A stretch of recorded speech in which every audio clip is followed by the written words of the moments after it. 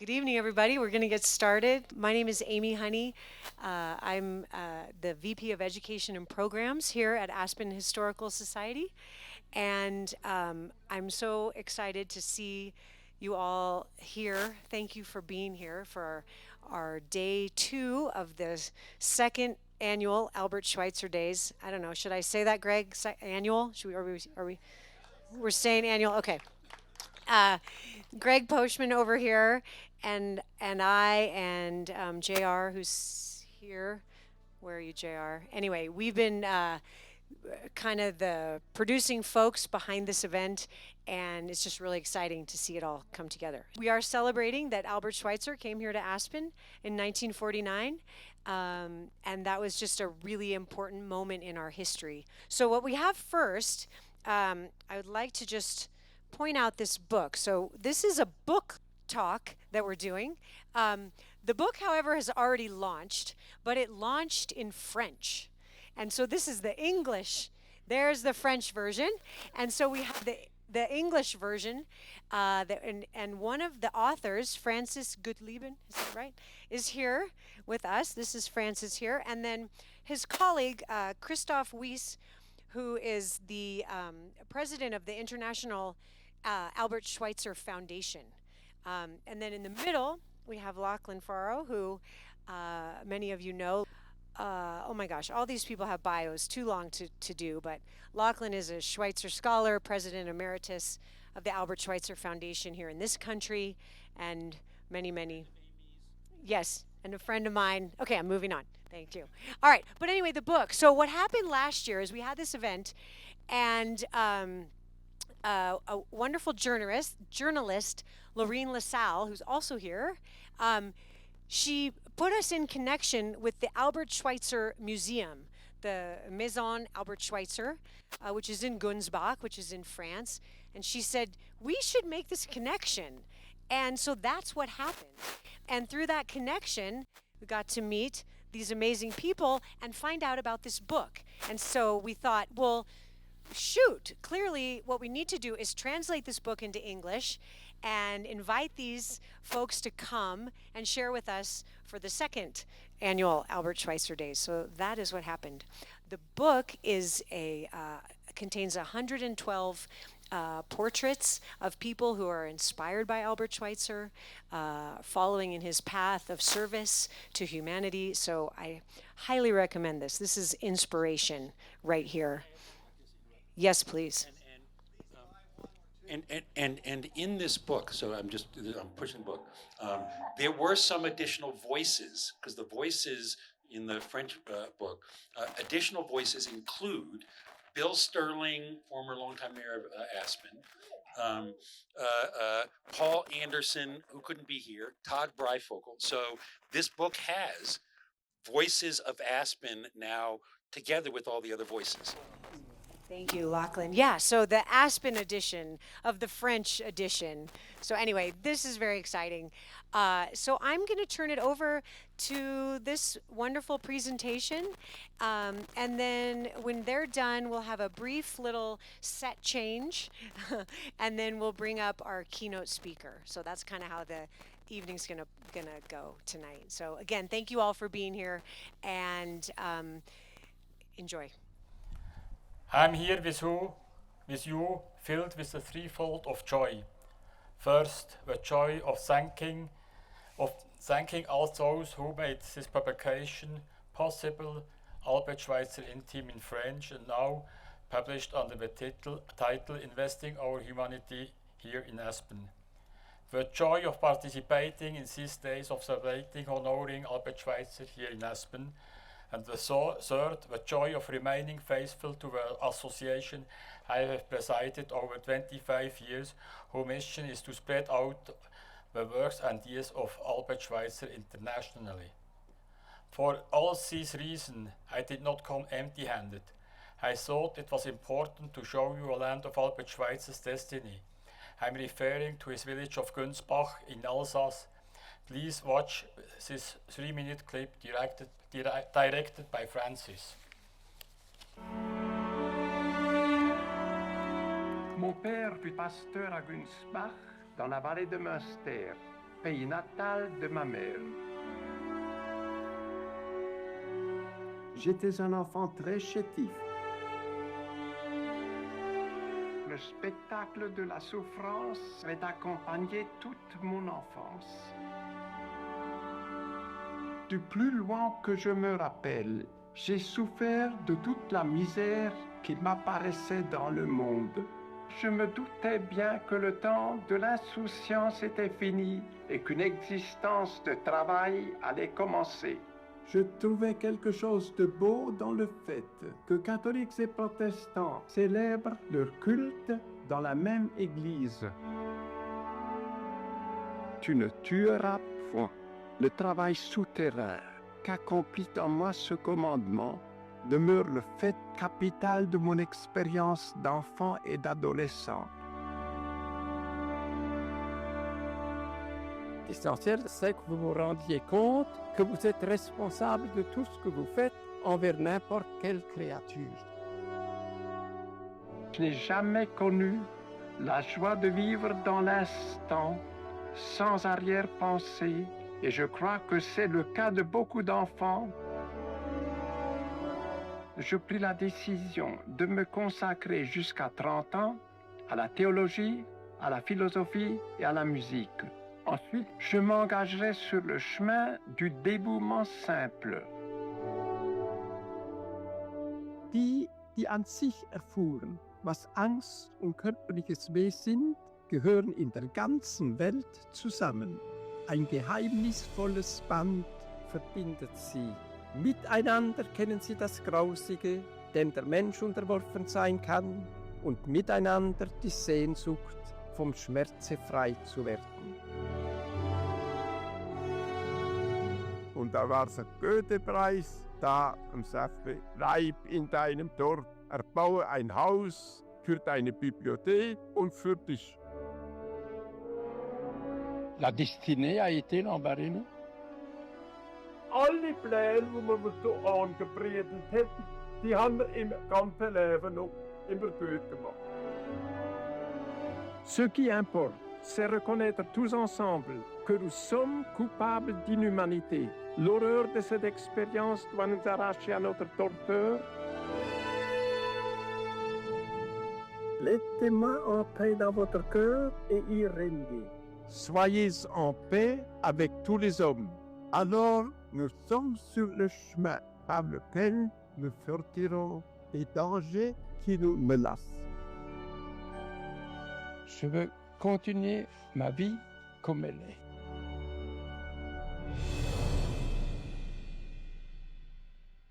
Quelques phrases en français, et c'est Lachlan qui va directement lire les propos les plus complets en anglais. So this is Francis's voice. He said, "I'll make a confession. I cried while making this film, and every time I watch it again, I'm still moved. I'll make a second completely immodest confession. I have something in common with Albert Schweitzer. I'm afraid to speak English. To save you long wait between my remarks, I'll say a few sentences and Lachlan will translate." Consacré à Schweitzer. Et aujourd'hui, une confidence à quelques jours de mon 65e anniversaire. Je suis dans cette ville, dans ce pays qui a tant compté pour Albert Schweitzer. So Christoph had just spoken about how happy he is to be here. I'm going to tell you how moved I am to be here. When I was 11, my grandmother gave me the book, Schweitzer's book, Memories of My Childhood. At 30, I directed my first documentary for French TV about Schweitzer. And today, just a few days before my 61st birthday, I am so moved to be in this city, in this country that meant so much to Schweitzer.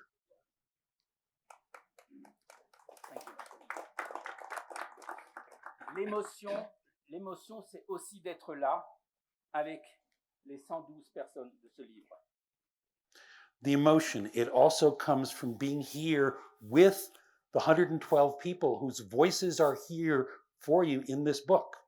They range from 17 to 93 years old. Some knew Schweitzer personally, others didn't. They're from every continent, 20 countries, 60 cities. All of these people, all of their voices you can read, are inspired by or deeply influenced by Albert Schweitzer. Every one of those voices conveys messages of hope, and more than that, of faith in humanity. C'est le fruit de l'amour. One final reason for my emotion. This book, Investing Our Humanity, isn't the result of a marketing strategy, communications plan, financial feasibility. What gratitude I feel for Laureen, what energy I experience from Greg Poshman, what hope always radiates from Amy Honey to me, what rigor from Kurt Carpenter in all the technical details, what enthusiasm from Curtis Wackerly of Aspen Journalism. Il a utilisé des forceps. So I should skip this. But he says, No, you skip not. Thank you as well to our midwife. Yes, that's what we call Lachlan. At first, he was only supposed to oversee the birth, the translation. In the end, he helped bring the book into world with remarkable gentleness, kindness, and whenever necessary, with forceps. Aujourd'hui, grâce à vous tous, un nouvel élan vient enrichir ce tableau. Mille merci. This book was born of a creative impulse, of an energy of love with Albert Schweitzer as a companion. Here today with you, a new element in this picture because your voices are in this now. 1,000 thanks. It all began in July 2024. Guy Michel, a writer friend, called and said, we need to write a book about Schweitzer for the 150th anniversary of his birth. I interrupted him and said, there are already 1,500 books on Schweitzer all over the world. Why? 5 minutes later, we had the idea, the title, a detailed outline. The outline was, what remains of Albert Schweitzer in the valley of Gunsbach where he lived his entire life? Without realizing it, without knowing each other, me and Gunsbach, the same time, Paul Anderson in Aspen was doing the same thing. It was this invisible link between us. Colorado and Aspen. Aspen, Colorado, and Gunsbach, France. Doing the same thing without even knowing it. Moment que j'avais interrompu justement quelques mois dans l'idée de juste faire ce livre. So 4 months later was the launch of France's book, Mon Schweitzer, What a Celebration, Enthusiasm, Emotion. The Maison Albert Schweitzer had never seen so many people. Said, oh, great, now I'm going to get back to writing the novel I've been on hold for all of this time. But then the very next day, a flood of emails, phone calls, people are like, I'm not in the book. I have things to say about Schweitzer. I realized I had no choice. I had to keep going. Albert Schweitzer was alive, very much alive, in all of these people. So I said, oh, well, we have to keep doing things. Let's film their voices, their testimonials for social media. I mentioned this to Christoph, who I used to call Monsieur Wyss, or Monsieur Président. Now it's Christoph. He immediately made Schweitzer's dining room in Gunsbach, his home, available to me. We set up, moved out archives and set up a film studio. Le 14 janvier 2025, le jour du 150e anniversaire d'Albert Schweitzer. That place in the museum, which was Schweitzer's house, was extraordinary to me, his dining room. I felt as though Schweitzer was watching over me in his dining room. It was extraordinary for my guests as well. They and we all felt like we were there, guests at Schweitzer's table. And I always made sure that the atmosphere remained intimate, not other people present. It all began on January 14th, 2025, the exact 150th birthday of Schweitzer. Very quickly, I was caught up in my dual life as former TV director, former editor-in-chief of a print publication. All of a sudden, to reach the widest possible audience, you have to be present across all media, all formats. The testimonials of all these people they wanted their voices in the book. Sold at the lowest possible price, 10 euros. The 3-minute video testimonials shared on social media also. But we need to go further. We need to give people something to read, discover, a collection of testimonials. Once again, Christoph Wyss told me, okay, This one. let's do the next book with more voices. These voices who just say, I have to talk to. Comme Schweitzer, nous avons réuni des bonnes volontés. I invited Jenny Litzelman, director of the Albert Schweitzer House in Gunsbach, to join me on the journey. And there's one more important thing to say. we created this book. All we did was bring men and women together who then generously gave their time, their talents, without expecting anything in return. Like Albert Schweitzer, we just brought together people and their goodwill, and everything emerged from that. Pas plus, et c'est ma source d'énergie, d'espérance et d'amour pour les heures à venir. One more thing. After every interview I conducted for this book, I would walk away with a little musical note lingering in my mind, my heart, my soul, a musical note, the intimate note of each person I had met, their gift to me, that note. It was beautiful. It was moving. But I had no idea how all those individual notes placed side by side would come together. Like, would they harmonize? Would they?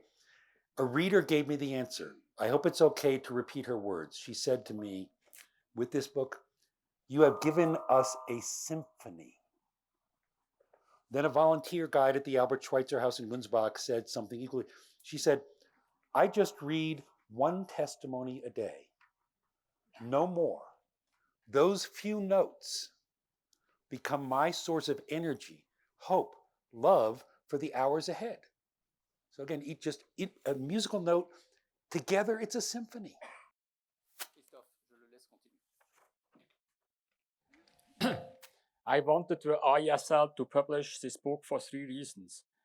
I explained this in the French edition as well as in the versions that you just has been published here in Aspen. This book is a commitment. This book is not a debut. It's a call to action, a call to shake off lethargy, laziness, and inaction, a call to reject the darkness of the world, a call to steer our hearts, to steer our thoughts, to move from silence to action. In this book, there are 112 voices, 112 bursts of energy, 112 hammer blows, with tears, with thoughts, with desires. These 102 witnesses tell us we can still change the world. This book is an invitation to care, to protect, to get involved, to reject indifference. It presents us with a choice to remain spectators or to become active participants in this world. This book marks a change. Albert Schweitzer is no longer frozen in bronze, marble, or wood. He is no longer reserved for admirers or historians. Albert Schweitzer did not want a cult, he wanted followers. This book is an open door to tomorrow, inviting us to build or rebuild. Schweitzer warned us long ago. We will only survive through reverence for life, not as an abstract idea, but as a guiding principle, an active way of thinking, a daily commitment that involves us all. This book is a project. Let me read you the final lines of my contribution to the book. Let us not leave these pages empty-handed. Let us leave them with a project, a gesture, a promise. Schweitzer has left us a legacy. It is up to us to keep it alive, for peace, for the future. May no reading go unheard. May no conscience remain dormant. May this book be the beginning of a movement, and may each of us be a part of it.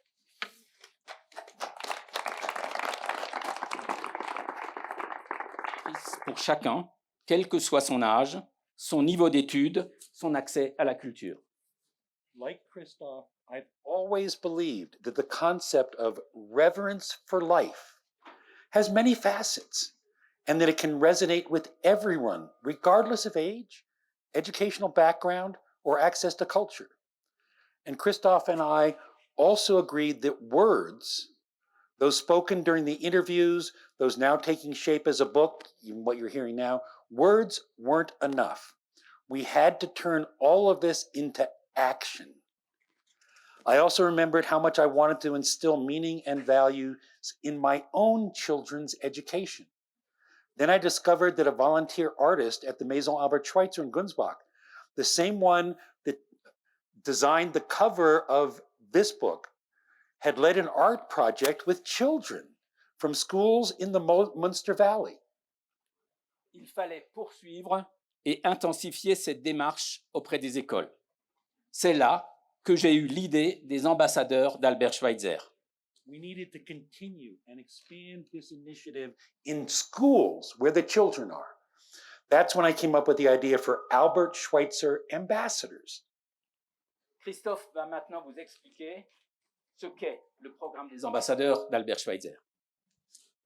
So, what are the Albert Schweitzer Ambassadors? It's an outreach program designed to raise awareness of Albert Schweitzer's life and work among children in all preschools and elementary schools in the Munster Valley, led by all teachers. It's an educational program offered by staff and volunteers from the Maison Schweitzer, once again in all schools, featuring a film, game centered on the theme of reverence for life and the opportunity to explore objects that belong to Albert Schweitzer. It's a program that engages every student. Each child receives an Albert Schweitzer Ambassador certificate, an activity booklet about Albert Schweitzer, a free admission ticket to Maison Schweitzer, and a practical guide for carrying out actions related to reverence for life. This is a family-oriented program. Each child gives a museum admission ticket to a parent of their choice so that the parent can accompany them to on a visit. Each child also gives their parents a book of testimonials from residents of the Munster Valley about Albert Schweitzer. Mais vous allez me dire, ça doit coûter cher. Eh bien non.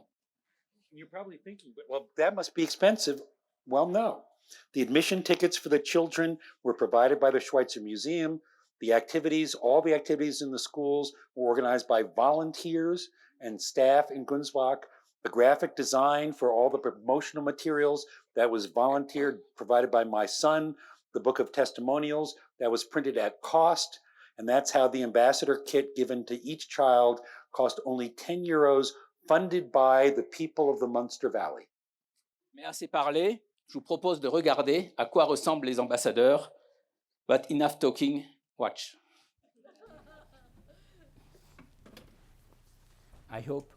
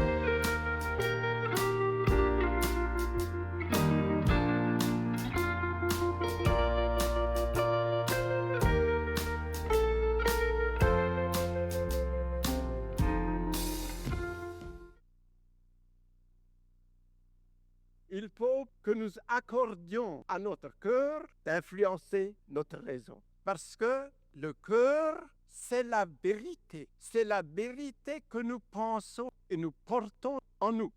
Et ce chemin peut nous conduire vers une nouvelle ère, vers une nouvelle culture vraiment humaine. C'est là la destination de l'humanité. Mettons-nous sur le chemin, suivons la lumière. Le concept des ambassadeurs d'Albert Schweitzer a été approprié par tous dans la vallée de Münster. After seeing these images and faces and hearing Albert Schweitzer's recommendations, we could remain silent after you'd watched the film, but please forgive me, I have a few more things to say. The concept of Albert Schweitzer Ambassadors, these children, has been embraced by everyone, adopted by school children. They came to visit the Gunsbach Museum with parents of their choice. They carried out acts of solidarity with local elderly. They participated in environmental initiatives. They showed solidarity with classmates in need. Adopted by local elected officials. Although we had designed the concept of Albert Schweitzer Ambassadors for elementary schools, the officials in the region wanted to extend it to preschool programs. Adopted by teachers. Teachers are asking us to come back to their schools.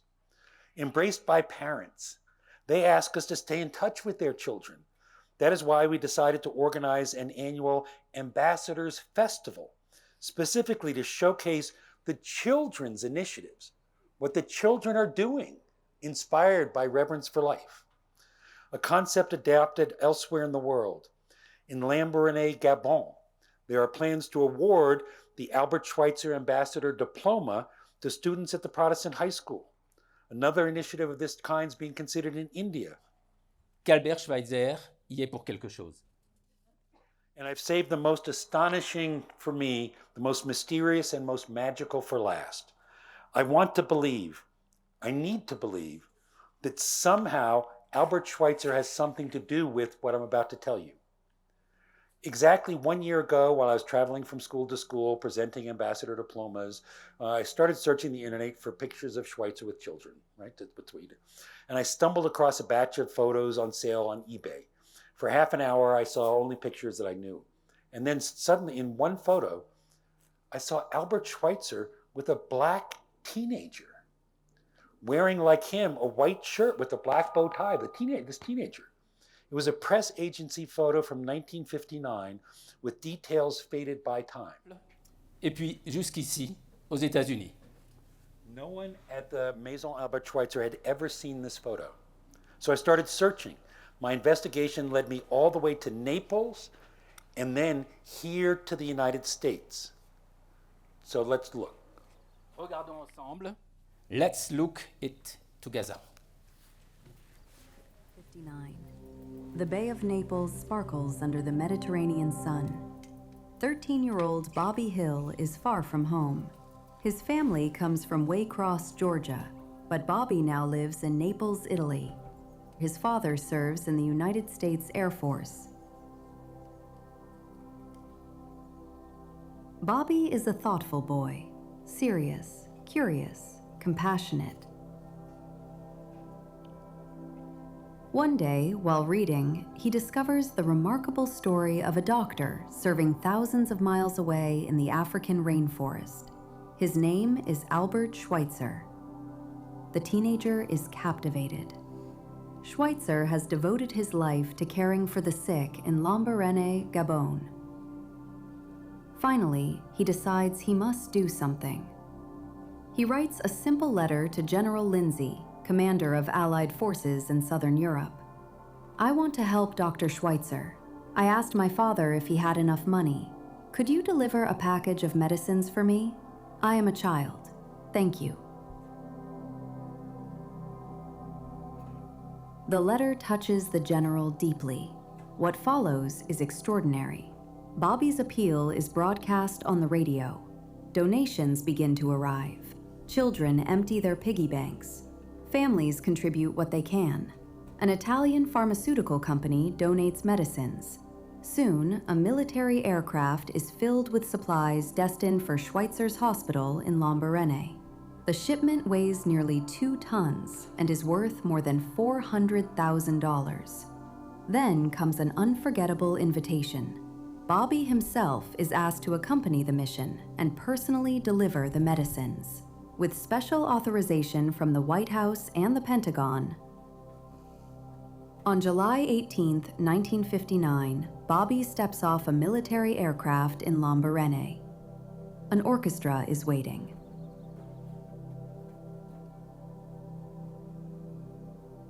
Albert Schweitzer walks forward to greet him. Dressed in a dark suit and bow tie, Bobby extends his hand. The Nobel Peace Prize laureate smiles warmly, thanks the boy, and embraces him.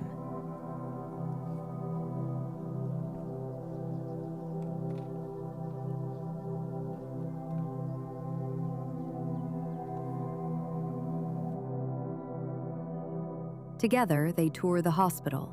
Bobby witnesses suffering, healing, and hope.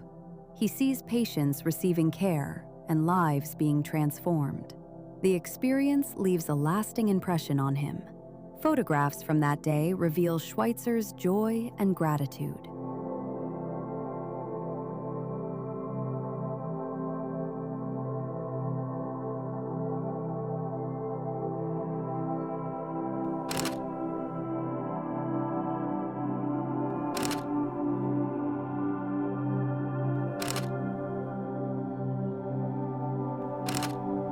Back in the United States, Bobby's story inspires many others. He is honored in his hometown of Waycross, Georgia. Then, on June 13, 1960, he arrives at the White House. There, he receives the prestigious People to People Award, created by President Dwight Eisenhower to recognize individuals who strengthen peace through human understanding. At the height of the Cold War, the message is powerful. Peace begins with people. Thank you very much. Thank you all.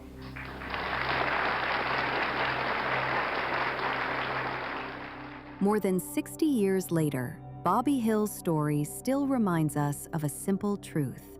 One person can make a difference. One letter can inspire a movement. One act of compassion can cross oceans, unite nations, and change lives. In Albert Schweitzer, Bobby found a hero. In Bobby Hill, Schweitzer found something just as precious: proof that the spirit of reverence for life can live on in the heart of a child. Albert Schweitzer died on September 4, 1965. Bobby Hill passed away on November 25, 2025. Until his final day, he remained faithful to the humanitarian commitment he had embraced as a teenager. He shared the story tirelessly with his two daughters, Kamala Hill and Rosetta Hill. History will remember him as the first young American ambassador of Albert Schweitzer. Avait conçu un programme d'éducation au respect de la vie pour les écoliers, collégiens et lycéens. This story moves and motivates me deeply. In Alsace, I launched what we called the Ambassadors Program, and then I discovered the very first child ambassador came from here, from the United States, 70 years ago. And recently I learned that Erica Anderson, the American filmmaker, her documentary of Schweitzer won the 1957 Academy Award. Erica Anderson had developed an educational program on reverence for life for elementary, middle school students in the United States. She did that from Great Barrington, Massachusetts. Schweitzer is watching over us from where he is. He guides us, he urges us to forge connections, and he brings women and men together of goodwill. I feel this deeply, intimately. Over the past 2 years, every action, every creation has sprouted another creation, a new project. It's growing. Choisis le respect de la vie. I wrote in one of my books, in love, the future comes from afar.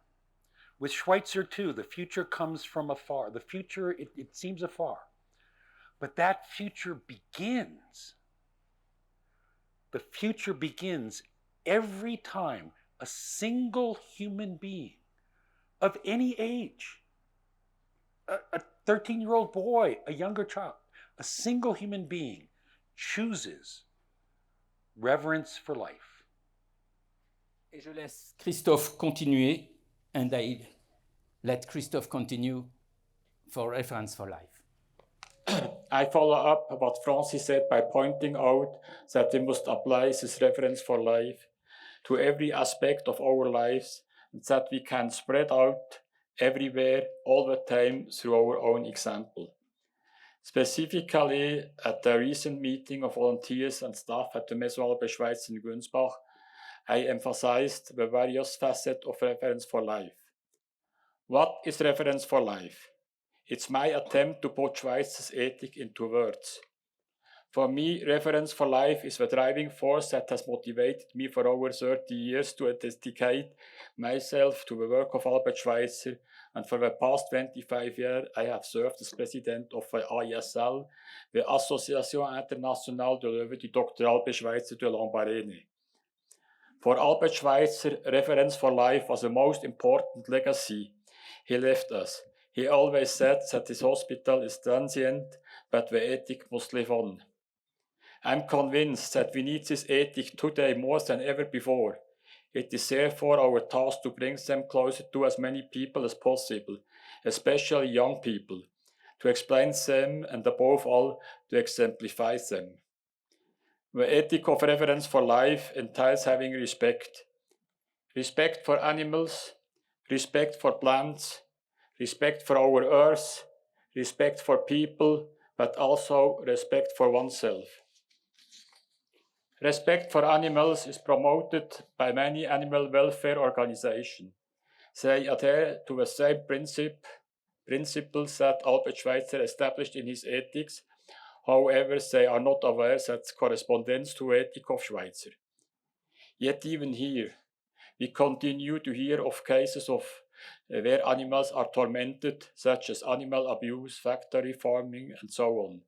As individuals, we are often powerless in the face of such cruelty. What can we do about, for example, factory farming? We can re-evaluate our own eating habits and act accordingly. Respect for plants.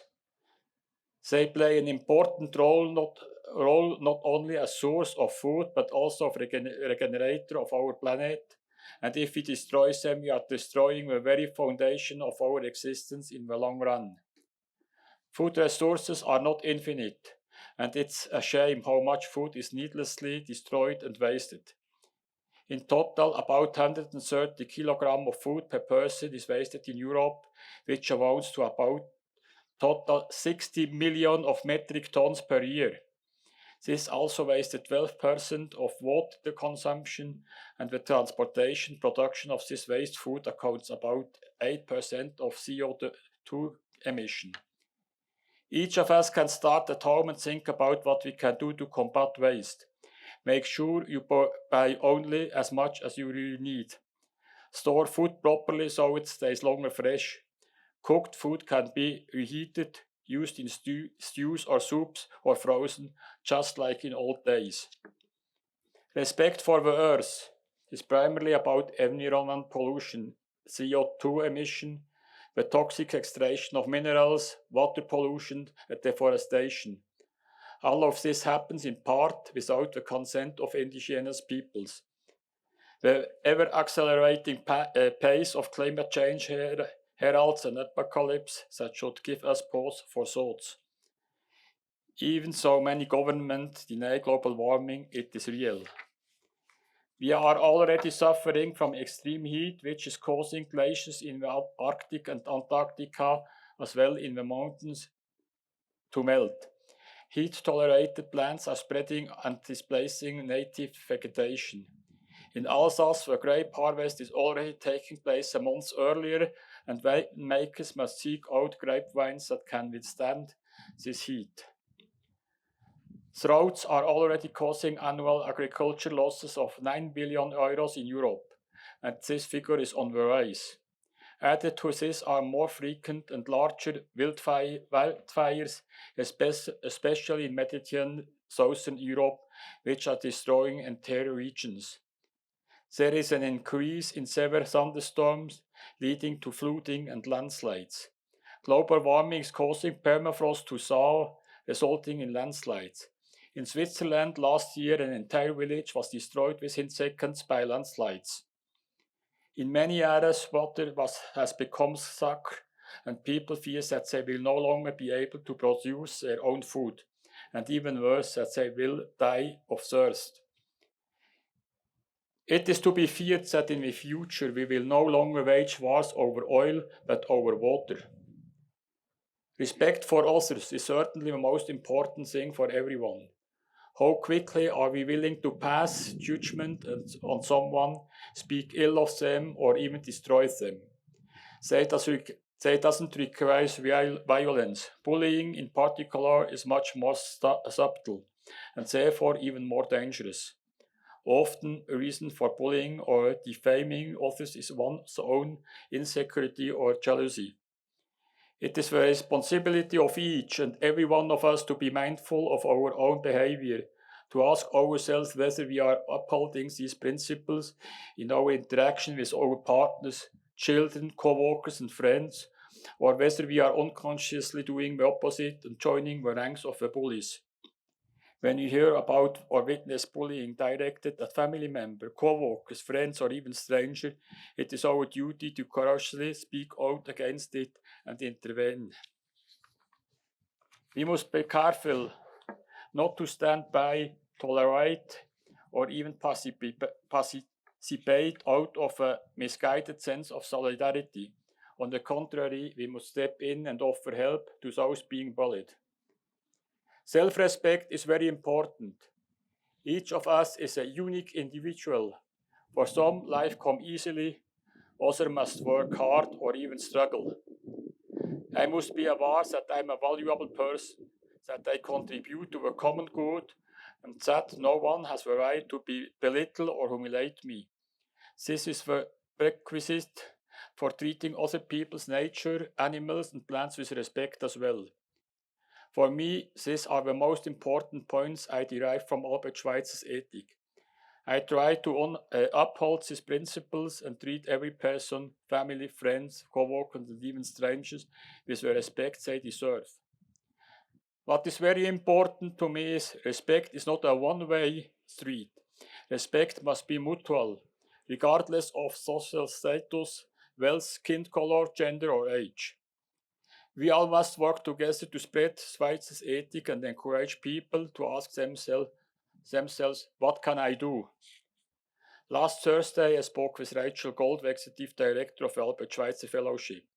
What the organization does with the Schweitzer Fellows is fantastic, but we must ensure that these fellows pass on the ethic of reverence for life alongside their work and inspire as many people as possible to take actions themselves.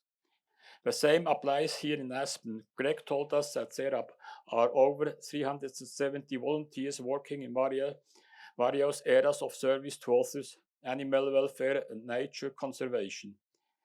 We'd also like to welcome these individuals as followers who will pass on Schweitzer's ethic and encourage people to take actions themselves. To that end, we will be putting together a program this year in Gunsbach and provide a booklet with information and guidance. We sincerely hope that we can build something together here in Aspen as well. Schweitzer said, everyone can have their own Lambaréné. Have you already found your Lambaréné yet?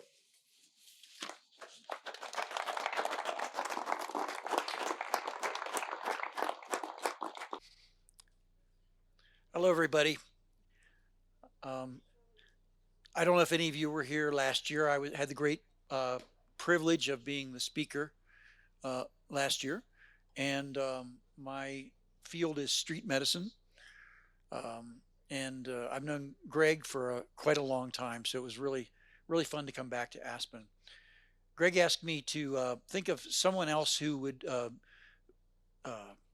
be a good speaker, who would honor the legacy of Albert Schweitzer and the vision that you all here are reclaiming, if I can say that. I can think of no better person than my dear friend Harsh Mander. Harsh is a human rights and peace worker, writer, columnist, researcher, teacher, and is chairperson of the Center for Equity Studies. He resides in New Delhi, India, so he had a long trip to get here. He has defended the rights of the poor in order to counter the rising hate, violence, and lynching. He leads the national initiative called the Karwan-i-Mohabbat, or Caravan of Love, for atonement, solidarity, healing, conscience, and justice. He will tell you more about this, I'm sure. He has a PhD from Wyss University in Amsterdam. His thesis was entitled Vulnerable People and Policy Development in India, Designing State Interventions for Hunger, Homelessness, Destitution, and Targeted Violence. He's a visiting professor in South Asia Institute, Heidelberg University in Germany, and the Vrije University Amsterdam, Holland. He's a prolific writer. Please look into his books. He's written at least 30. He petitioned against the detention of undocumented people deemed to be foreigners in jails in inhuman conditions in Assam for nearly a decade. He petitioned for food and livelihood security for migrants during the COVID pandemic. The Friedrich Alexander University Erlangen-Nuremberg awarded him their inaugural Human Rights Award in 2022, and the Peace Research Institute Oslo has included him in his 2022 shortlist of people recommended for the Nobel Peace Prize. He was awarded an honorary doctorate at the University of York in 2024. Personally, I just want to tell you that Harsh is a courageous human being. His life has been threatened many times. Many of the good works that he has done in India have been attacked because of their goodness. He has inspired people throughout the world, but particularly for me within the street medicine movement. I think he's just one of the greatest souls, and I think in the legacy of reverence for life and humanism, I welcome him to speak to you tonight. Thank you.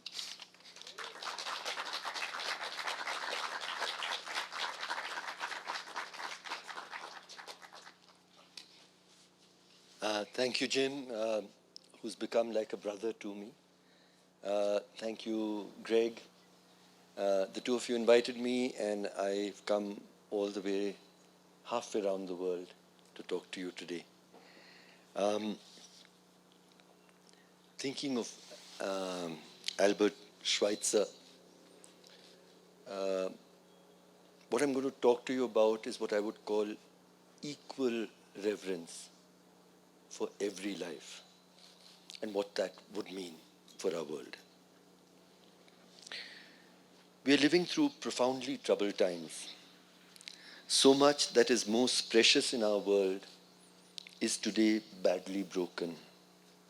Kindness, justice, love, courage, caring, compassion, and empathy. Look around at our world today.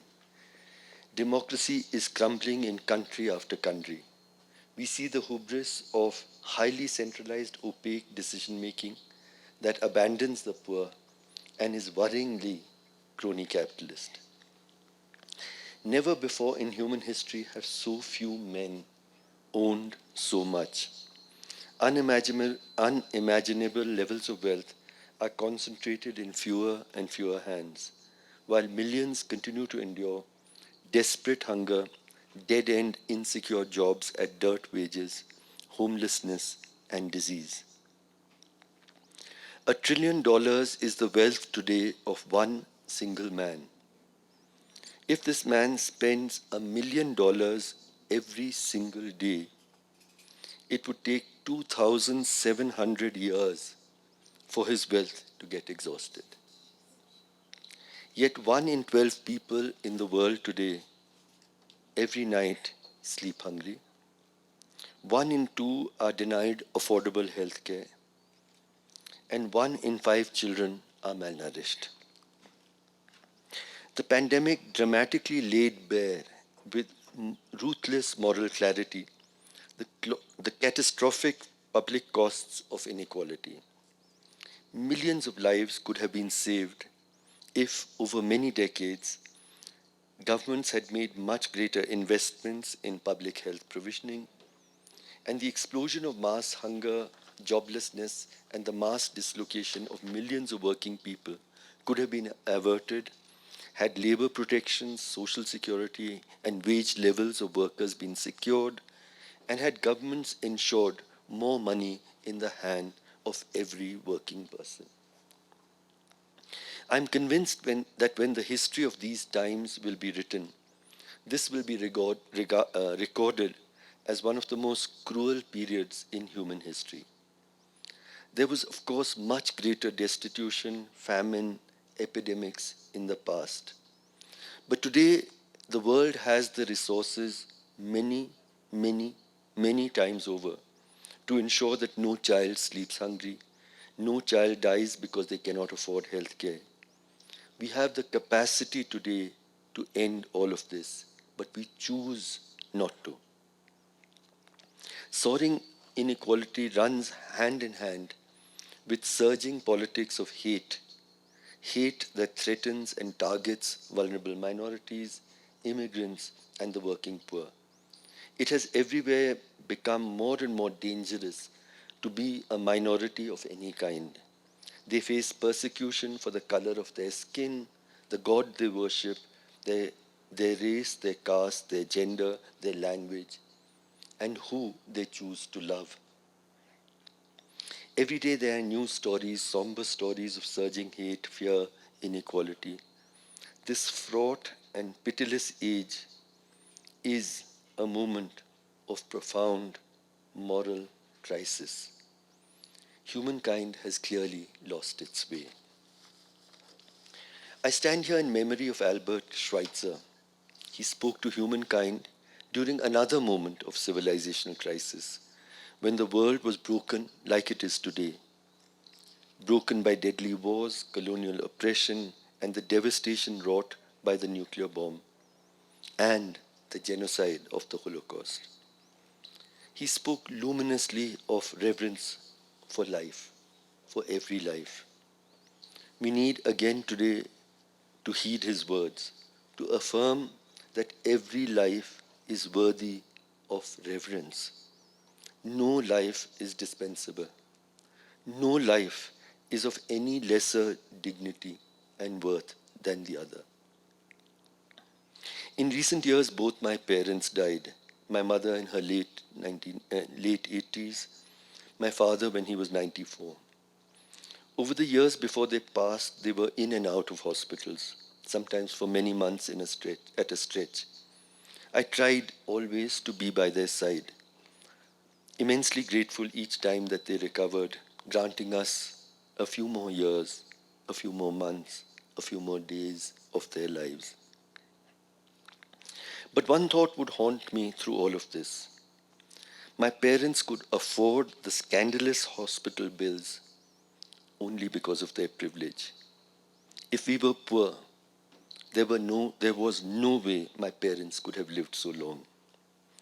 While I was blessed that they were alive, I was continuously mindful of the cold reality that in my country and in much of the world, a person's access to healthcare does not depend on how urgent her need is.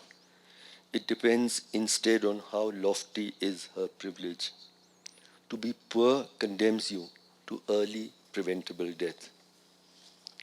I think of the homeless, mentally ill women I often see in our city streets in India, squatting on trash drums, covered with grime, matted, unkempt hair, nearly naked, name forgotten, family forgotten, muttering inscrutable words, walking here and there aimlessly, solitary, profoundly lost to the world.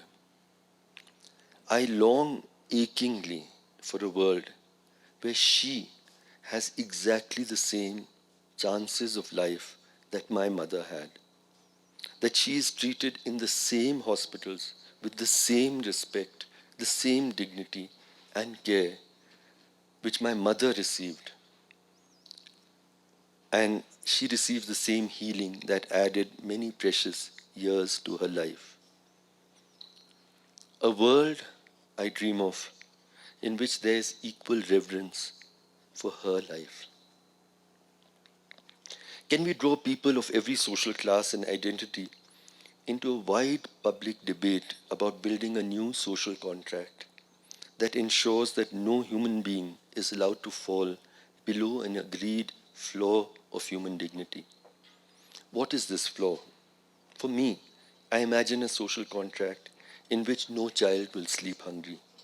No child will sleep under the open sky. No child will be sent to work instead of to school, which is as good a school as for any other child her age. No person will be subjected to discrimination or violence because of her identity. No person will be denied free, good quality health care.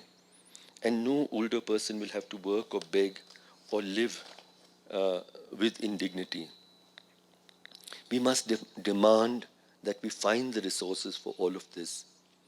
And this would be possible by much greater taxing of the super rich.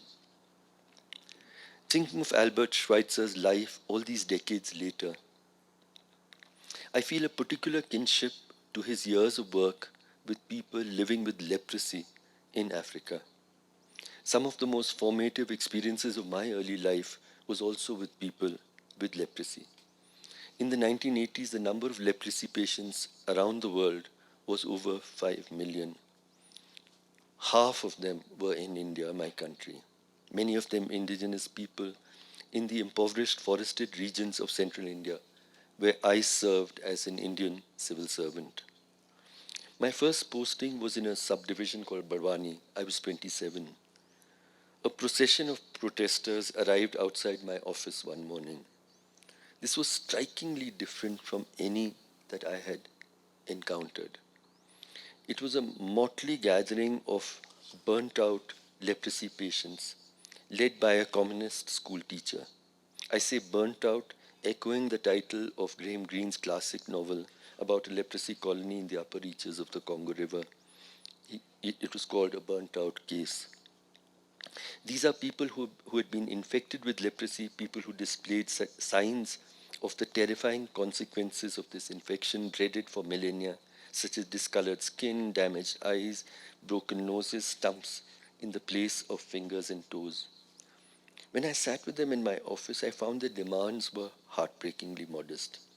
It was a time when it was not uncommon in towns and cities everywhere to have savagely segregated settlements for people with leprosy in their outer periphery. Exiled to an unsanitary patch of land outside the town, unserved by any public service, all they sought for their shabby neighborhood was a drinking water point, some drainage for the lowland swamp which they inhabited, and possibly some street lighting. I promised that I would ensure this, but I added, I would love to visit you in your homes. My visit to their colony, to which I kept returning, revealed to me a people more ferociously ostracized and expelled than any whom I've ever met before or since. Their monumental tragedy was that although their infection was entirely curable, it contained within it the unbearable burdens of millennia of brutal stigma and prejudice. The result of this was that the moment their infection was infected and known, they would be cast away by those they loved the most, their parents, their spouses, their children. They would be banished from their homes and their villages. They would scarf for food in waste dumps and ultimately find their way to a shabby ghetto of women, men, and children who had similarly been expelled from their home and family because of their infection with leprosy. There they would join a new community of exiles, find a new partner, and start a new family of the expelled.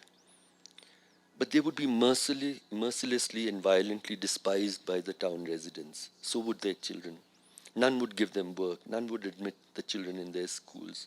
To survive, they would line the streets every day seeking alms by displaying their deformed limbs and sores to despising eyes. Some coins were thrown at them from a distance. I recalled a slogan that I heard. I do not want your charity. I only want a chance. I asked the residents of the leprosy colony one evening who among them would give up begging if they found dignified work. They immediately all raised their damaged hands, and this for me lit up the entire skyline. I brought together a band of compassionate Barwani, the town residents, to work with me, to organize for them the chants that the slogan so beautifully spoke of. We organized for them very modest but clean housing, employment and weaving, a brick making center, a childcare center, admission to schools, which was very difficult, and a local clinic. We called their new settlement Ashagram, or a village of hope. For decades after my transfer from Barwani, I would return to Ashagram with my family to celebrate Diwali or the New Year in friendship and to watch with wonder and admiration as they built dignity and hope from the ravages and ruins of their past lives. After this, in every district I worked, I sought out the inevitable leprosy settlement and tried to help them escape the dark despair and degradation to which they had been banished by the stigma of their ailment. Many Sunday mornings, my routine was to go to the leprosy colony with my daughter in my arms and join the residents for a meal as my daughter played with their children. Some lifelong friendships emerged. The central lesson that I learned was that their malady was not the bacteria. It was uninformed and brutal social prejudice and hate. Once when these are overcome, can humankind leave behind these horrific tragedies that have come down for centuries? With leprosy, this has just begun to happen. The numbers of leprosy infections have been reduced to 200,000. India still has 60% of these cases. With leprosy, two other maladies preoccupied me over the years. Both of them, not unlike leprosy, are the outcomes of stigma and gross impoverishment. One of them is tuberculosis, the other is mental illness. Let me speak here of TB. First, a brief biographical detail. In 2002, after a frenzy of religious violence largely targeting the Muslim majority in the western Indian state of Gujarat, where the chief minister was Narendra Modi, destined to later become India's prime minister. More than 1,000 people were slaughtered. I resigned my position in the civil service in protest, convinced that this was a state-sponsored massacre. I devoted a lot of my time after leaving government to working with the survivors of hate violence. But I also started working with rough, sleeping, homeless people in Delhi and other cities, and on the questions of hunger and starvation. In the course of our work, and there's so much to tell of street medicine, we learned that rough, sleeping, homeless people were 5 to 10 times more at risk of death than people who slept under a roof. And I think the evidence here with Jim and Pat speak about 10 times greater chances to die if you don't live in a home. We discovered that also that the one paramount cause of premature death among homeless people was TB. Friends from the University College of London actively screened the population of homeless men on the banks of the Yamuna River in Delhi, where I live, and found that among them, to their consternation and alarm, a higher incidence of TB than anything they had encountered anywhere in the world. Why homeless men in TB show higher levels of TB than most other populations, we don't fully understand, except that TB is classically a malady arising from deep impoverishment. But we understand better the tragic trajectory typical of homeless people who pick up the TB bacteria. After they contract the ailment, they continue to work until they become too feeble for physical labor, meaning they're not even able to earn minimum wages to buy food and stay alive. If somehow they do succeed in finding a bed in a highly overcrowded TB hospital, after a few days the doctor would discharge them to make room for the next in a long queue of waiting patients. Perhaps the doctor would give them some terse but well-meaning counsel. Go home, rest, be regular with your medicine, let your family take care of you, and eat nourishing food. But doesn't the doctor understand? I don't have a family. I don't have a home. What do I do? I have no option except to return to the streets and die. Unwilling to accept the incontrovertibility of this reality, we searched desperately for solutions to save the lives of homeless people who are infected with TB. And as with most worthy ideas, the solution in the end was simple.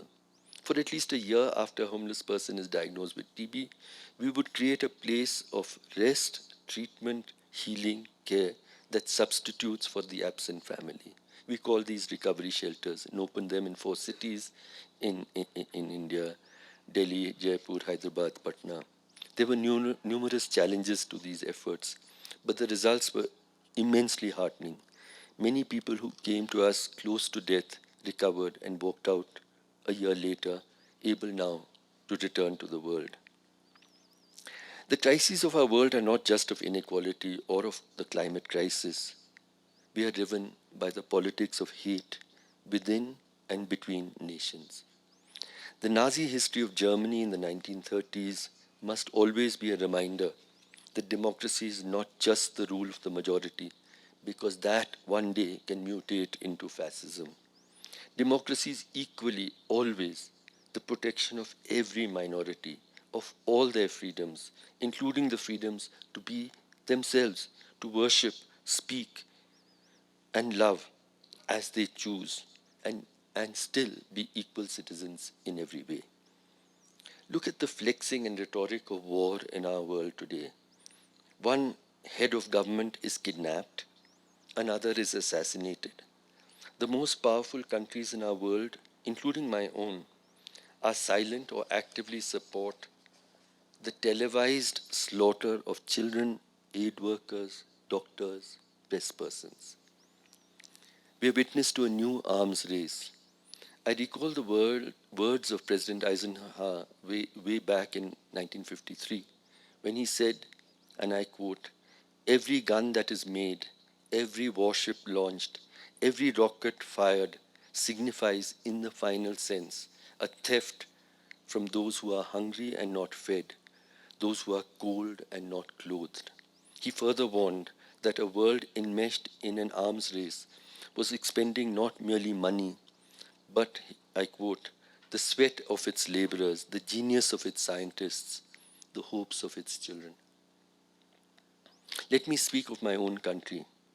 There are terrifying echoes in India today, not just of Nazi Germany of the early 1930s, but also of Jim Crow's America and of the genocide of the Rohingya in Myanmar. The Indian people have strayed very far from the dreams of India's freedom struggle, the pledges of India's constitution, that India would be a country that would be just, equal, and kind. We had promised that we would build a country where it would not matter which God you worship or if you worship no God. It would not matter what your caste, your ethnicity, your race, gender, wealth. You would be a fully equal citizen in every way, of equal worth and equal rights. Instead, India today is in the throes of an epidemic of hate. There was one partition in the land of India in 1947. Today, in my country, we are seeing 1 million partitions of the heart. And if you could play the first video, please. Yeah. This is a little excerpt. I wrote a book about this, which I called Partitions of the Heart, Unmaking the Idea of India. It's a particular battle that I think we are fighting for today is a battle some of us call the idea of India itself, where it would not matter which God you worship, what language you speak. There was no conditionality to belong, and to belong equally. It was 100 years ago that the Hindu Mahasabha was constituted. In 1925, the RSS was constituted. While much of India fought for freedom from the British, they fought for this alternate idea of India, of an India of militant Hindu supremacist nationalism. Mahatma Gandhi's assassination was a moment where we thought finally this question would be resolved, because his last battle was precisely at a time when 1 million people had died in Hindu-Muslim riots and the country had been torn apart. He had the courage to stand up and say, no, India will still belong equally to Muslims as much as it belongs to people of every other identity. There was one partition that we saw in 1947 where the country was torn apart amidst rivers of blood. We're seeing a new partition every day,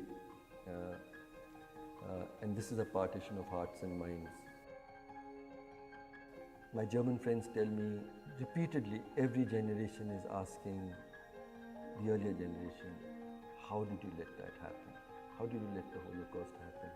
The people of Germany allowed hatred to be fostered to levels that finally culminated in the Holocaust.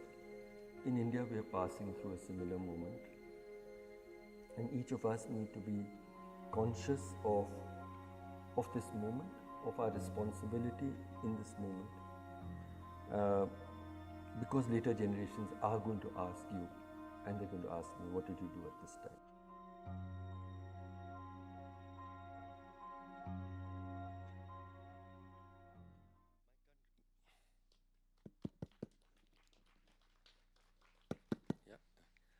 My country today, Narendra Modi's India, is witness to the state at war with its Muslim citizens, and more covertly with its Christian citizens and their freedom of worship and their right to have rights. The people are today wrenched by the tumult of a state-led campaign of open hate targeting of its religious minorities. The economic base of these minorities, their livelihoods, their properties are targeted using both changes in law and violent mob action. Legal and social barriers have been erected to interfaith sexual relations and marriages. These are described as love jihad. The state is rewriting history to demonize targeted minorities. It is altering laws of citizenship to exclude Muslims from equal citizenship, and in the process, manufacturing mass statelessness. There are 200 million Muslims living in India today, the second largest population of Muslims in the world after Indonesia, but they're 14% of our population. And it is not just the state. Lynching reminiscent of Jim Crow's America have become commonplace. Crowds gather and performatively beat mostly Muslim men to death. The perpetrators themselves videotape the torment of the victims who scream piteously for hours, yet none come to their rescue.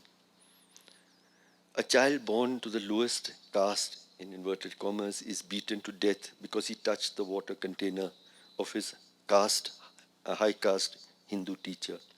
Low caste teenage girls are routinely gang raped. And what about the ordinary middle class citizen? It has become customary for the rest of us to look away, as India's Hindu supremacist government viciously targets India's Muslim minorities, as their houses are bulldozed, as their worship is criminalized, their citizenship rights trampled, as some are thrown into detention centers or pushed at gunpoint across the international border. We look away also when not just informal tenements but even homeless shelters are demolished to beautify the city for international guests. To look away when the finest hearts and minds are incarcerated for years without trial because they dissent against the politics of hate and inequality. These are just a few fragments of India's growing darkness. I think again of Albert Schweitzer. To be human is to affirm the will to live, he told us. But an ethical life is one in which one's reverence of life leads one to live in the service of other people and of every living being. He was inspired in part by ancient Indian spiritual texts and the ideal of ahimsa and non-violence. From Gandhi, from Martin Luther King, we learn that you cannot fight hate with hate. You must fight hate with love. And therefore, with a group of fellow citizens, we have tried to counter India's epidemic of hate with a campaign of what we call radical love. We call it Karwane-Mohabbat, which literally means a caravan of love. We resolved that we would go to the home of every person anywhere in the country who has been subjected to lynching, to share their pain, to seek forgiveness for what we have become as a people, to assure them that we will be with them for over the years as they pick up the broken pieces of their lives and as they fight for justice, and that we will tell their story.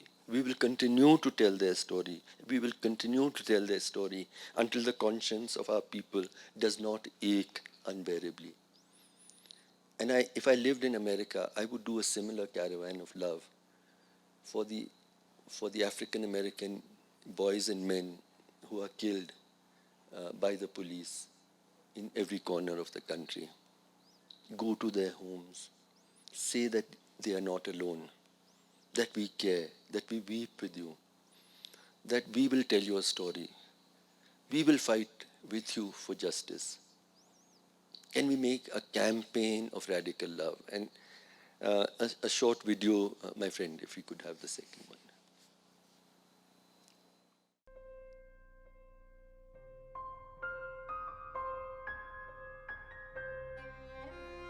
मुझे लगता है कि कायर तो वो है जो हाथ उठाता है, कमजोर पर लोगों के दिलों में डर पैदा करता है। असली साहस तो वो है जो इस सब के बीच में नफरत का सामना करता है। एक चोट है जो हमारे अपनी ह्यूमैनिटी पर लग रही है, हमारे अपने ज़मीर पर लग रही है, हमारी अपनी इंसानियत पर लग रही है। सारे हिंदुस्तानियों की एक किस्म की सेंसिटिविटी भी नम हो गई है। अब हमारे लिए एक लिंचिंग का जो खबर आती है कहीं चौथे पांचवें पेज पे, उसको हम इसी तरह से पढ़ जाते हैं।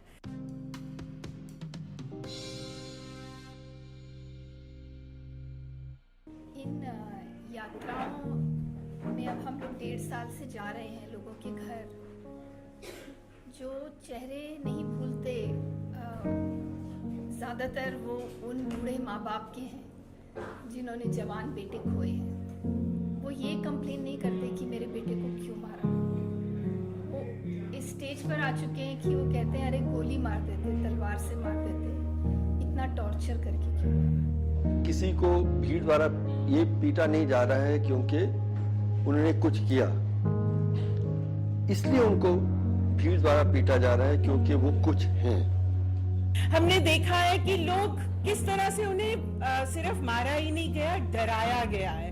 तो एक खौफ का पूरा जो माहौल है, एक खौफ का दौर जो पूरा पैदा कर दिया गया है, वो भी इस नफरत के साथ साथ पूरा हुआ है। थ्रेटनिंग वॉइस में कहा जाता है और मारते हुए कहा जाता है कि भारत माता की जय बोलो, वंदे मातरम बोलो, प्रूफ करो कि तुम पाकिस्तानी नहीं हो या पाकिस्तान को सपोर्ट नहीं करते हो, तुम सबूत दो कि तुम इस देश को चाहते हो। उन्हें नहीं कहने की जरूरत पड़नी चाहिए हमारे आगे, पर वो कहते हैं। हम बाय चांस नहीं, हम बाय चॉइस इस कंट्री में रुके थे। हम इस मुल्क को बहुत प्यार करते हैं, हम तो ये भी करते हैं, हम वो भी करते हैं।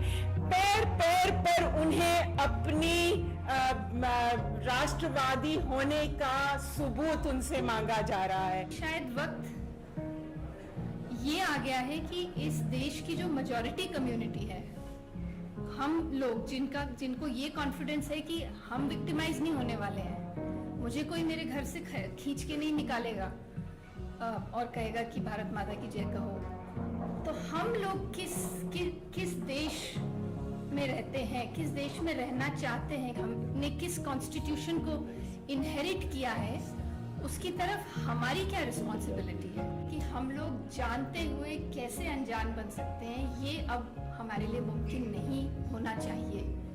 तो इतना तो हमने तय किया कि हम अपने देशवासियों को ये बचाओ उनके खामोशी के लिए देने के लिए तैयार नहीं। हमने तो बताया और हम बताते रहे और हम बताते रहेंगे। हम लिखेंगे, हम बोलेंगे, हम फिल्म बनाएंगे, हम हर तरह से बोलते रहेंगे जब तक कि आपका ज़मीन तक हम पहुंच नहीं पाए, तब तक हमारा काम बोलने का खत्म नहीं होगा। तो ना सिर्फ हम आपके दुख में शामिल हैं, बल्कि हम माफ़ी भी मांगना चाहते हैं कि हमारा देश इस हालत में पहुंचा है, जिस हालत में नफरत इतनी फैल गई कि आपके परिवारजनों को इस तरह से मारा जाना पड़ा।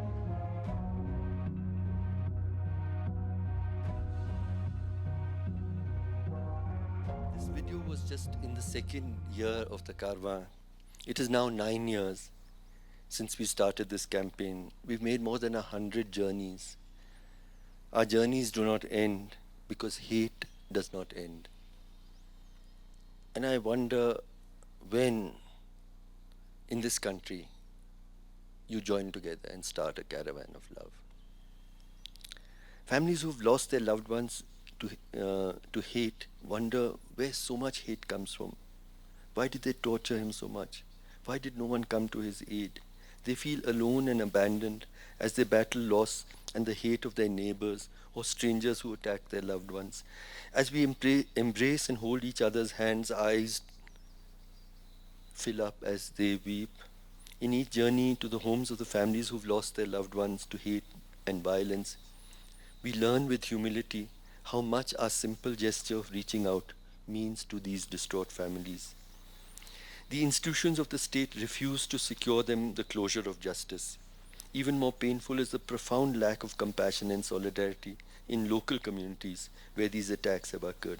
They rarely encounter empathy. They can no longer recognize this as the country to which they belong. Nowhere in our journeys of the Karwan have we heard reports of care and support for the survivors of the hate attacks by neighbors of other religions and castes. This is nothing short of a civilizational crisis, that we have allowed hate to curdle even our capacity for compassion. My own family was among those millions who were uprooted in 1947 from what is now Pakistan by hate mobs. Many in my family asked me, after all that we suffered in partition, you've gone and taken the wrong side. And my answer to them is, after all that we suffered in partition, who better than us can understand what it means to be targeted by hate for your identity? So I am on the right side. It is you who are on the wrong side. And if I can stick my neck out, it is something that I mean, what happened in the Holocaust was terrible. How can we subject other people to just the same? How can we? As I said, later generations will ask each of us, as they did in Germany after the Holocaust, they'll ask when democracy was corroded, when millions were abandoned to lives of want, and hunger and joblessness, when the politics of hate triumphed, what did you do? But you may ask, how do we fight the powerful forces of hate and inequality? How do we build a good society? I am haunted by this question. I ask myself obsessively, what is the way out of this profound civilizational crisis in which humankind finds itself? The answer is reverence for life, but equal reverence for every life. One lesson from the pandemic was that no individual escapes, no solo exits were possible. What had any chance of success was collective human survival. Solidarity alone between classes and gender, between nations, between people and the planet will enable us to overcome. We can only overcome together. We must challenge the global common sense that the pursuit of the highest possible pace of economic growth should in itself be the goal of society. A market society pursues exclusively the goal or the mirage of galloping economic growth. A good society must preoccupy itself with all of those who are left out of that growth story. Therefore, our new imaginations for the future must center on the ideas of solidarity and fraternity. Solidarity is the recognition that there are no solo escape paths. We can only overcome together. Solidarity is many things. It is my capacity to feel your pain as my own. It is my incapacity to look away when you suffer. It is kindness. It is collective struggle. It is the moral resolve that we must take care of each other. Fraternity literally means brotherhood, and there's a problem there because it leaves out sisterhood and other genders. But the Hindi word in our constitution in India is beautiful. It's a Sanskrit word actually, bandhuta. It means whatever may be the differences in our faith, our caste, skin color, ethnicity and gender, we are bound to and with each other. It is the idea that we belong to each other. I suffer your pain, your injustice as though it is my own. There are many sibling ideas of fraternity. One of them is empathy. This is my capacity, as I said, to feel your pain as my own. Another is egalitarian compassion, and this is something that I feel very strongly about. It's not that you are here, I am here, and I'm giving to you of my compassion. It is that we are two people of equal value, equal worth. You've had a difficult time, so I'm here for you. But I recognize that a day can come when I will be in difficult circumstances and you are with them. The last 3 days I was with these beautiful people who were talking about their work with homeless people. And more than the stories of what they did for their homeless brothers and sisters were the stories of how much love they got from them.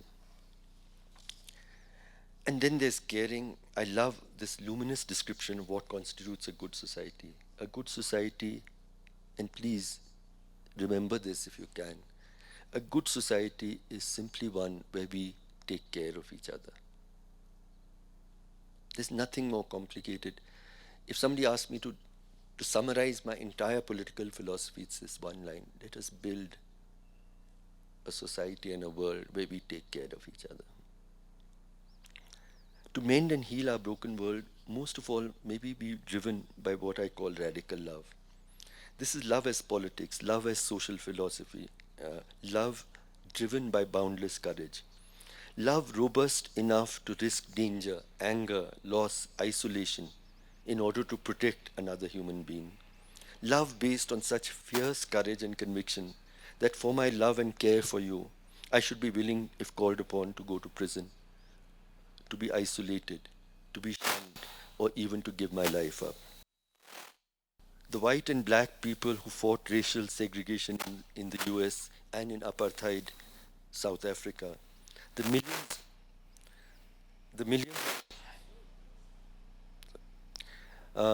millions on the streets of cities around the world today, including many Jewish women and men who are protesting what is happening in Palestine, all are driven by radical love. One towering, luminous historical example of radical love comes from the last months of Mahatma Gandhi's life, culminating in his assassination. Rewind to 1947, when India was violently partitioned into two nations, India and Pakistan. A catastrophic frenzy of mass hate erupted as 1 million Hindus, Sikhs and Muslims slaughtered each other.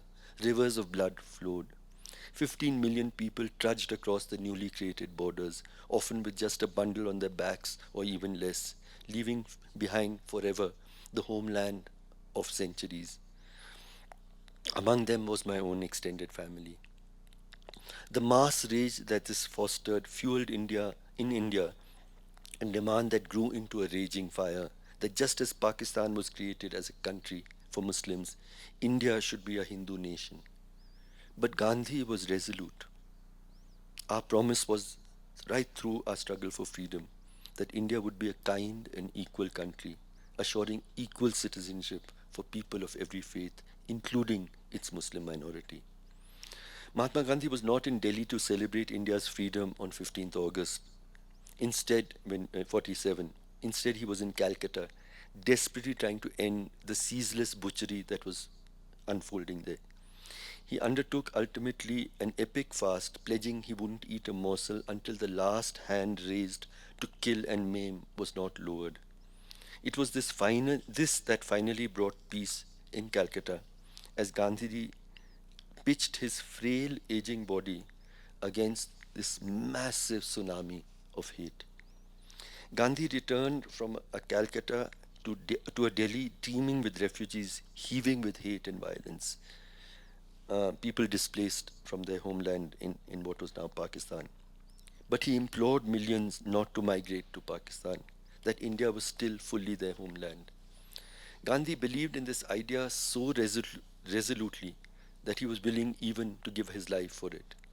I look back with immense gratitude for the immeasurable moral courage that he demonstrated at the time of India's freedom. This was his most agonized but also his finest hour. His was what I call radical love. Love of such conviction that it defied even the harshest tempests of hate with most resolute courage. One evening on 30th January 1948, as he walked to lead his daily all-religion, he used to have every evening a prayer of every faith. So as he walked to this prayer, he was assassinated by a Hindu fanatic. It was his insistence on humane and inclusive citizenship and belonging, a country that India would equally belong to its Muslim citizens, that led to his assassination. It is radical love that illuminated the struggle by Martin Luther King against racial hatred. It is the same love that Nelson Mandela summoned after 27 years in prison to heal his country torn apart by decades of apartheid. Let me speak of another leader whom we don't count in the same breath, and I think we should, who more recently, in a moment of immense tragedy, with her people of New Zealand, showed a world riven by bigotry and hatred what solidarity and love can accomplish even in the darkest times. It is a lesson that which people in our bitterly divided world must heed, but will they? In Christchurch in New Zealand in 2019, a young man live streamed as he went to 2 mosques and shot dead 50 women and men in their Friday congregational prayers. The Prime Minister Jacinda Ardern immediately visited the mourning families, just as we do in the Karwan-e-Mohabbat, to comfort them. In cultural solidarity, she covered her head with a black scarf. As she embraced them, her face mirrored their pain, making plain to those who had lost their loved ones in the shootings that she shared their suffering. The following Friday, the Azan, the Muslim call for prayer, was broadcast on every television and radio channel before the memorial service in New Zealand. Outside all the mosques where the mosque where the terrorists had massacred the worshippers, and in mosques across the country, hundreds of men, women, and children assembled in solidarity with the families of the dead. They locked their hands like this. They locked their hands with each other, creating a wall around their Muslim brothers and sisters who prayed. Ms. Ardern again covered her head with a dupatta to show respect to the stricken people. Inspired by the Prime Minister's gesture, women all across New Zealand, newsreaders, police women, ordinary people, covered their heads with scarves. The Imam of this mosque, while leading Friday prayers 1 week after the terror attack, said to Jacinda Ardern, "Thank you for holding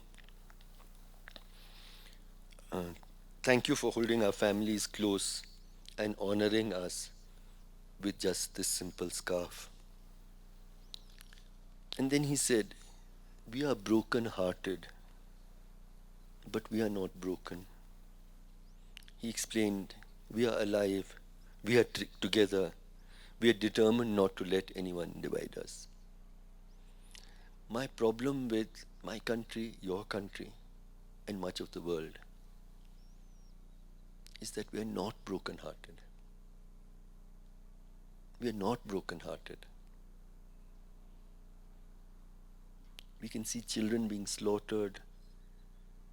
We can see hunger. We can see homeless people. We are not broken-hearted.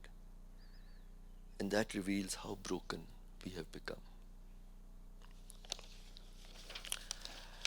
So let me end once again with just a few words.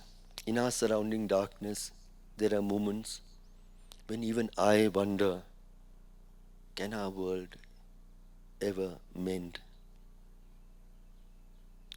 But I'm convinced that even in these times, despair is not an option. Hope is a public duty. It is our duty to hope. And it is radical love, fraternity, solidarity, social caring, the mindfulness that we must take care of each other.